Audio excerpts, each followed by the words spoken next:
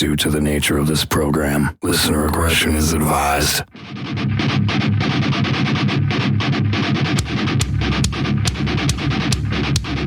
This is Chris Broderick with the Fever 333. Pusillus Maximus from Guard. This is Eric from Necrogoblicon. Hey, this is Jamie from Bullet My Valentine. Hey, you got Dimebag's Hack. I do a million interviews, and you guys know how to have fun. What's up? This is Sam Rivers. And this is Damon from Sleep Killers. What's up, guys? It's Dorothy. Hi, I'm Todd. And I'm Frank from Slash featuring Miles Kennedy and the Conspirators. This is Stephen Brewer from Westfield Massacre. This is Joe from Dead. This is Tommy Vex from The Bad Wolves. This is Ivan from Disconnected. And right now, you're listening to Honest Motherfucker. This is Evil from Honest Brutality here at Aftershock Festival 2019 in Sacramento, California. And this is our fourth year, actually our fifth year, depending on how you look at it, coming back to this event. There's a story there that I don't want to hear. I'll tell you, yeah. And I am hanging out with one of the people that is probably the most responsible for this entire thing. Danny, how are you doing? I'm awesome, man. Thank you for allowing us to do media for the last 4.5, 5 years. We can't do it without you guys. Well, that's fair enough. What I try to preach is it's a symbiotic relationship, right? It truly is. I don't get to do what I do without the fans, without the media, without the community. It's an ecosystem that we create, and that's what makes it work. Yeah, well, what you've built is amazing. Thank you. And I don't want to do a traditional interview. I want to actually just have a conversation with the guy. You don't have the burning hot question of the day. I mean, we could do that. Do you want to do that? No, I don't either. Like, you've been compared to Bill Graham as far as your organization being the modern Bill Graham of rock and metal. How do you feel about that? There's only one Bill Graham, and there will always only be one Bill Graham. What makes me proud of the company that Danny Wimmer and I have built is that we're truly an independent company. There's two guys that make all the decisions. You know, all I got to do is get Danny to say yes to me, or he's got to get me to say yes to him. So how often do you say no? Oh, he and I, listen, you got to understand how the business is run. Okay, tell me. I run the business side. Okay. Right, so I do all the financial, so you're legal. You're the logic. I'm a and logic, he's the heart? And he's the creative. Okay. There's this thing where art and commerce clash. Uh-huh. Danny and I walk that line every single day. How amazing. And now, he is my best friend. He's my brother. We spend weekends together, vacations together. We may fight like cats and dogs in the office, and then we're out for beers that night. Okay, so okay. That's our relationship. Fair enough. That's fair. Yeah. But, I mean, what a cool thing you guys have built. You've built a small empire. Look at this behind us here. We have Aftershock. We have Louder Than Live. Saw this coming in my wildest dreams. Really? Yeah. So you guys, when you started this, you didn't think that it would be here? No, when we started this, I was a music lawyer. I was Danny's lawyer. I was a music lawyer. Danny was an A&R guy. Danny, is a kid from Jacksonville, Florida. I'm a kid from Fort Lauderdale, Florida. And that explains your tan. Yeah, right. Yeah. It just kind of happens. These things. Yeah. So, Danny had an incredible vision for Rock on the Range. He said, I'm going to build the Super Bowl of rock in Columbus, Ohio. And as his lawyer, I said, you're crazy, man. No one wants to live in Columbus, Ohio.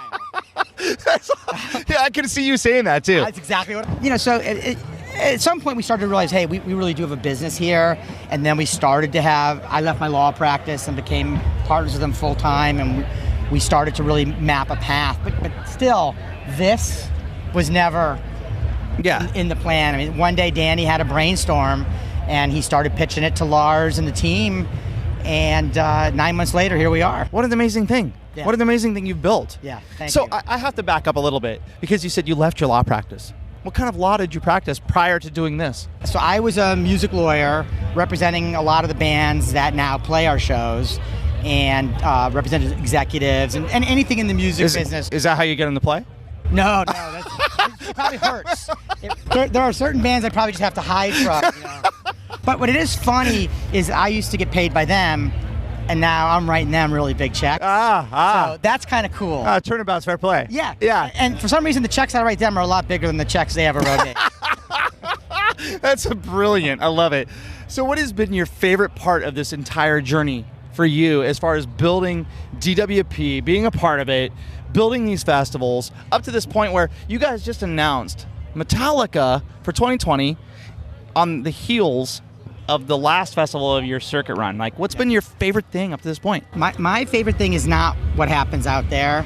My favorite thing is what happens back here. It's the team that we've built and the people around us, because at the end of the day, Danny has beautiful, amazing visions, and I can run a bunch of spreadsheets, but there are people making every one of these things happen, and that's what amazes me. When I walk out to a blank piece of grass and Danny goes, "We're going to build a festival out here," and then 6 months later I come back and this is all, I'm like, it's here. Unbelievable. It's here. It's actually happening. And it wasn't me, right? I wasn't the one walking around doing all this. Right. Our team is what makes it exciting to be a part of. Yeah. You get inspiration from the people that you work with, and we're really blessed to have. Well, I'd have to agree. On behalf of my organization, Honest Brutality and Rock Rage Radio, what you guys have built, and every time we interact, every time we deal with you guys, it is top notch. It is smooth. It is professional. And you guys are amazing, amazing people. I appreciate that. So, no, thank you. And, we're out there in the crowd, too. We're out there in the crowd interacting with these people and watching them react to what you've built. How amazing does that feel every night? Like, to know that you brought people joy. It's a great, what can I say, right? It's a great feeling. It's an honor for Danny and I to do what we do. I mean, we're amazed, when we see, we've been setting records this year. Louder Than Life was our single biggest event day ever. 45,000 people for Guns N' Roses. Wow. I mean, it's a staggering thing to wrap our heads around, that we were able to build something that brought 45,000 people together. This is our biggest Aftershock ever. Sold out 2 years in a row, but we added a third day. Yeah, we didn't know what was going to happen. Yeah, you surprised me. And here we are, it's sold out. Let's talk 2022. Okay. What's it look like? So I think what 2022 looks like is we've really now identified our anchor festivals. At one point we had 13 festivals. We've trimmed that down to what we consider the 7 core festivals. Okay. We'll continue to add some new festivals, but not everything can be this big. The country's only so big. Right. I think we'll be doing a lot more boutique-y kind of festivals. Okay. Like Bourbon and Beyond? Bourbon and Beyond, but that's growing quicker. That's starting to grow pretty quick. It's a pretty cool festival. So it may not be boutique very long. Yeah. But it is an inspiration for further models. And okay. I think we're looking to do more back-to-backs like we do in Louisville, because that was sort of our way to get into country, right? Which was really exciting for us. I think we'll just continue to try new things rather than, we're not going to continue to try to create more Aftershocks everywhere. Well, what about international? We would love to get into Mexico. I could see that happening. We'll eventually do something in Canada. We haven't set our sights yet on going overseas. We still see so much opportunity here, and part of our strength is our ability to route. What Danny's really his formula was, hey, if I could build 3 or 4 festivals in a row, and I can route bigger bands now through my festival. Yeah, that makes sense. We don't have that. Like, it's hard to go to Finland and suddenly have that. Well, if you're going to do Canada, can you help me get up there? Because they won't let me in. I'll see what I can do. Okay. All right. Cool. Hey, look, this has been a lot of fun. This is Evil from Honest Brutality, hanging out with Danny from DWP. I really appreciate you guys so much. Thanks for taking the time. My pleasure, man. Thank you for having me. You had said earlier, I just want to clarify something. You had said that this isn't necessarily like your music. What is? No, I didn't say that. Well, what I said was I'm the least metal person here. Okay. Meaning it. Clarify that for me. Look at me.